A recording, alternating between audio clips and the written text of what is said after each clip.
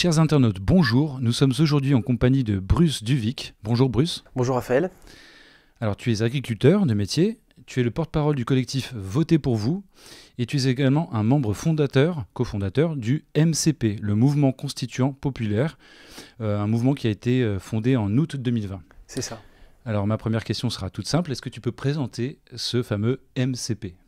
Alors le MCP, donc c'est Mouvement Constituant Populaire, il a été créé au mois d'août par plusieurs groupes, on va dire groupes, collectifs ou personnes. Il a pour vocation de donner le pouvoir constituant au peuple. Donc là on parle vraiment du socle commun, on a travaillé pendant 6 mois à la définition même de ce socle commun. On sait très bien qu'aujourd'hui on est nombreuses et nombreux à regarder dans la même direction, mais quand il s'agit de s'organiser, et on se concentre assez rapidement sur ce qui nous touche, donc souvent des sujets qui sont législatifs et qui sont finalement source de division. Là, on a concentré nos efforts pour le socle commun sur la notion constituante. Voilà. Alors, sur cette thématique, il y a une figure que pas mal des internautes qui suivent notre chaîne connaissent, bien sûr, c'est Étienne Chouard. Oui, tout à fait. La question, c'est est-ce que Étienne Chouard fait partie de ce mouvement ? Est-ce qu'il en est proche ? Voilà, en fait, quand on a créé ce mouvement, on était en réflexion avec Étienne, et puis et il a participé aussi à certaines réunions pour s'organiser, en tout cas clarifier le socle commun. Et effectivement, donc maintenant, il est partenaire, comme d'autres personnes à titre individuel, et au même titre aussi que d'autres collectifs. Tout à fait. Très bien. Alors, qu'est-ce qu'une constituante, pour ceux qui ne connaissent pas le sujet ? Question assez ouverte. Ouais. La constituante, en fait, ça va être un moment où des gens, on va dire le peuple, hein, c'est assez large, comme on peut trouver plusieurs définitions, mais en tout cas, c'est un moment où on se réunit et où on définit ensemble la règle des règles, c'est-à-dire la constitution. Donc on peut le faire sous forme de jeu, hein, d'atelier, où en fait on travaille, on réfléchit sur les méthodes qui peuvent amener à mettre les gens en commun pour ce travail-là. On peut aussi élaborer carrément des constitutions, donc l'ordre de constituante, hein, des constitutions complètes qu'on peut mettre à proposition en faisant du lobbying citoyen. Et puis aussi on peut réfléchir sur les différents outils qui peuvent amener les gens à participer à une constituante. Il y a plusieurs volets. Donc l'objectif de la constituante, c'est d'arriver en fait à proposer un texte fondateur, une règle du jeu qui soit construite et validée par les citoyens. Très bien. Le peuple. Alors qu'est-ce qui différencie là où les constituantes dont vous rêvez, vous, MCP, de celles organisées jusqu'à aujourd'hui, notamment en France ? En fait, ce qui va différencier, c'est surtout dans les méthodes pour mettre en œuvre ces constituantes, ces assemblées constituantes.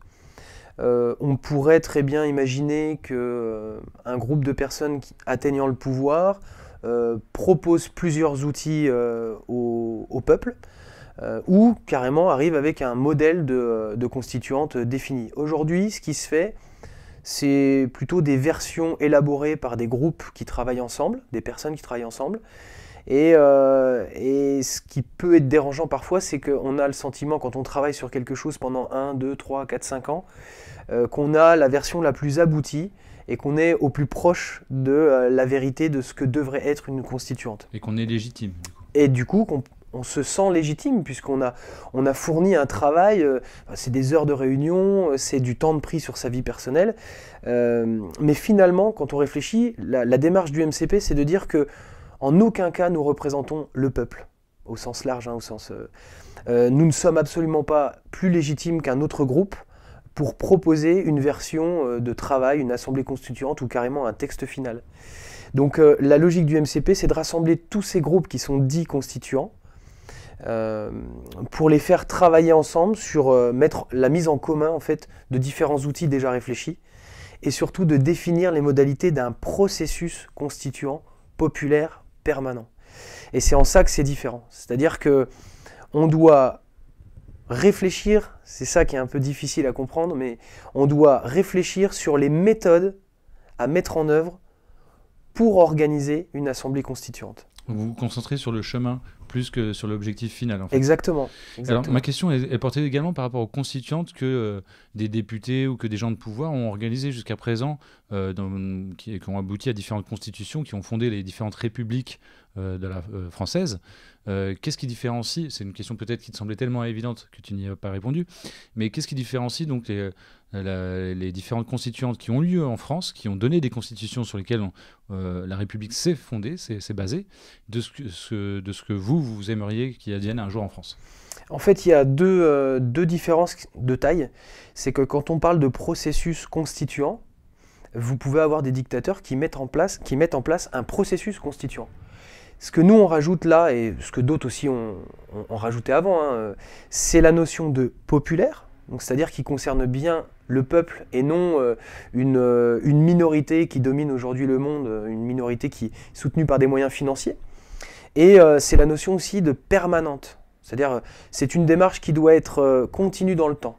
Je prends l'exemple de notre constitution aujourd'hui qui date de 1958. Alors quand bien même on aurait été interrogé régulièrement sur ce texte de 1958, on pourrait se dire, bah voilà, aujourd'hui il a une forme de légitimité puisque on l'a modifié et on l'a validé ensemble. Sauf que c'est pas le cas. On n'a pas été interrogé, il y a eu plus de 22 modifications, enfin 22 modifications sur ce texte-là et on a été interrogé seulement 2 fois. Donc le fait que ce soit permanent, c'est pour s'assurer à chaque moment, régulièrement dans notre vie, que ce texte fondateur, la règle des règles, est toujours en accord avec la volonté populaire et surtout en accord avec l'époque. Voilà. Tu citais le fait que le MCP s'est fondé sur déjà un collectif de collectifs. Alors justement, quels sont les collectifs et personnalités que vous réunissez aujourd'hui au sein du MCP? Alors j'ai une liste, parce que c'est vrai que cette liste s'allonge, tant mieux. Mais voilà, on est donc dans l'ordre décroissant d'arrivée. Mais voilà. Aujourd'hui, on a article 3, Gentivirus, les citoyens constituants, Sentier vers la démocratie, Culture RIC, Décidemos, l'Assemblée anécienne, Demos Kratos, la dynamique populaire constituante, Opération RIC, 1P6R, Votez pour vous, et on a une personnalité, donc Étienne Chouard, on en a d'autres aussi qui arrivent. Alors, je pense que dans cette liste-là, vos internautes connaissent certainement, soit il y a des pages Facebook, ou même des chaînes YouTube. Oui, je confirme, voilà. Il y a des internautes qui suivent notre chaîne qui connaissent déjà donc les citoyens constituants avec Wikicrat, oui. Nous avons filmé plusieurs fois lors de débats. Demos Kratos également et différents. Alors j'ai précisé la dynamique constituante populaire. Ouais. C'est notamment des gens qui étaient proches du MPEP et de Jacques Nikonov, je crois, qui ont fondé ce mouvement-là, et il est assez récent également. Tout à fait. Quelle est votre stratégie? Alors la stratégie, aujourd'hui on a tous ces collectifs-là ont compris que on ne pouvait pas simplement réfléchir, ou en tout cas théoriser le changement de système alors politique, mais on va dire mettre en place une vraie démocratie. Ça se réfléchit, ça se construit avec différents outils, mais il y a aussi la mise en application. La vraie question, c'est comment on peut être en position de proposer, je n'ai pas dit d'imposer, puisque c'est ce que font nos gouvernants aujourd'hui, mais comment on peut être en position de proposer différentes solutions pour éventuellement modifier la Constitution. Donc là, nous, on a réfléchi à Voter pour vous. Voter pour vous est donc le groupe dont je fais partie, moi je suis porte-parole de ce mouvement, c'est un mouvement politique à vocation électorale. Mais ce n'est pas forcément le cas des collectifs qui sont présents au sein du MCP. Donc déjà, le MCP n'a pas vocation à présenter de personnes aux élections, aux futures élections. On pourrait éventuellement considérer qu'ils peuvent soutenir des candidatures. Voilà. Donc dans les stratégies qui s'offrent à nous, vous avez dans cette lutte, parce que c'est une lutte, vous avez la possibilité de miser sur un événement miraculeux, c'est-à-dire qu'il y ait un événement lié à la rue, l'occupation de la rue, où on a un basculement du pouvoir, parce que, imaginons que les forces de l'ordre et l'armée décident d'aider le peuple en souffrance à mettre en place un nouveau système de gouvernance, ce qui peut arriver. Donc ça, c'est complètement imprévisible. On a une autre stratégie qui pourrait être de dire on décide de prendre les armes, on se lance dans une insurrection, Voilà, donc je ne vais pas développer ici les raisons pour lesquelles notre mouvement ne veut pas se mettre dans ce type de démarche-là. Vous avez aussi une démarche, une stratégie qui pourrait être de dire on va présenter, donc au niveau électoral, faire en sorte qu'il y ait des femmes et des hommes à des postes décisionnaires et qui proposent en fait, qui mettent à proposition des citoyens les outils existants, par l'exemple. On peut même imaginer que, alors pareil, de façon utopique, qu'on ait une femme ou un homme qui prennent le pouvoir dans le cadre de la Ve République et qui décident de mettre en place, proposer par référendum différents outils dont ferait partie l'Assemblée constituante. Voilà. Donc les stratégies sont variées et en fait, ce qu'on s'est dit, on a vite compris que si on parlait tout de suite de stratégie dans la création du MCP, on allait encore avoir des sources de division. C'est pour ça qu'on s'est d'abord concentré sur le socle commun. Et ensuite, on s'est dit que finalement, à partir du moment où les stratégies sont actives et non violentes, eh ben, elles méritent d'être réfléchies en fonction des moyens qu'on a, elles méritent d'être mises en œuvre. Alors là, j'ai parlé de division, mais c'est un jeu de mots, je n'ai pas parlé de diviser, surtout pas diviser pour mieux régner, mais combien de divisions êtes-vous, c'est-à-dire combien êtes-vous aujourd'hui ? Alors, excusez-moi Bruce, qu'il y a déjà plus d'une quinzaine de collectifs et de personnalités, c'est déjà énorme. C'est ça, déjà, ouais. Félicitations pour ça. Bah oui, merci à combien ceux qui de personnes travaillent vous êtes au sein strictement du MCP, et si on rajoute tous les collectifs, combien vous êtes à la louche, même si tu n'as pas le nom précis? Alors, il faut distinguer les personnes qui sont actives, qui ont décidé de rejoindre donc, cette démarche-là, au sein par exemple d'outils informatiques comme Discord ou les sites internet, ou même carrément sur le terrain lors de manifestations. Donc là, je pense qu'on est aux alentours de, je dirais, 300 personnes qui sont actives au sein du MCP. Et puis après, je pense qu'il faut aussi aborder le fait que derrière ces noms, ces collectifs, donc soit des pages Facebook ou carrément des collectifs, des associations, et là on a en fonction des personnes ou des personnalités un nombre de personnes qui suivent ces démarches-là, qui peut atteindre entre la page d'Étienne Chouard, celle de Sentier vers la démocratie, la mienne, puis plus d'autres. La chaîne YouTube de Demostratos aussi, il doit y avoir pas mal d'abonnés. Par exemple, voilà. Alors après, de là à dire que toutes les personnes qui suivent ces pages sont en accord avec la démarche du MCP, je pense que il y a une marge. Il y a une grande marge. Mais effectivement, les personnes qui sont sensibles à ces démarches-là, parce qu'il y en a des très récentes comme des beaucoup plus anciennes, sont déjà averties quant aux questions de la Constitution et autres. Donc on peut facilement penser qu'on représente quand même aujourd'hui une force suffisante pour proposer. Alors, plusieurs dizaines de milliers, voire plusieurs centaines de milliers de personnes. Je pense qu'on peut le dire, ouais. C'est pas déconnant. Ok. De quoi et de qui avez-vous besoin aujourd'hui pour progresser ? Alors on a besoin, comme dans toute association, tout groupement, tout collectif, de gens qui sont motivés, de personnes qui considèrent qu'elles ont quelque chose à apporter à cette cause-là. On sait tous faire quelque chose.